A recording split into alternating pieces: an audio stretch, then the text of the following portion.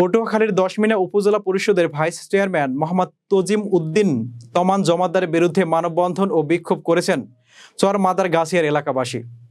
দশমিনা প্রতিনিধি জানান, আজ সোমবার বেলা 12টার দিকে উপজেলার রণগোপালদী ইউনিয়নের আউলিয়াপুর লঞ্চঘাট চৌমুহনী এলাকায় প্রায় শতাধিক নারী পুরুষ ভাইস চেয়ারম্যানের বিচারের দাবিতে মানববন্ধন ও বিক্ষোভ করেন।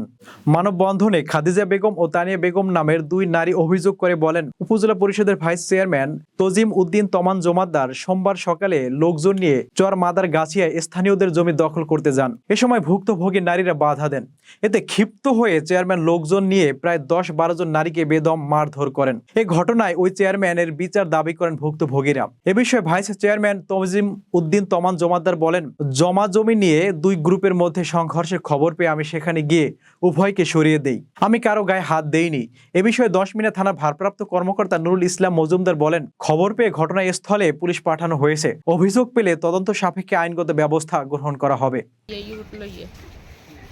আমার যে মার্চ লঞ্চে তো করছে, আমি এটার বিচার চাই।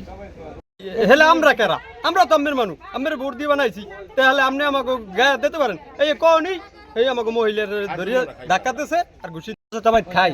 ঠিক আছে, আমরা যারা আছি সবাই গরিব মানুষ, হ্যাঁ, 2 করে জমিন সবাই রে এটা মনে করেন মজুবেরারি সবাই রে ভাগ করে দিয়েছে।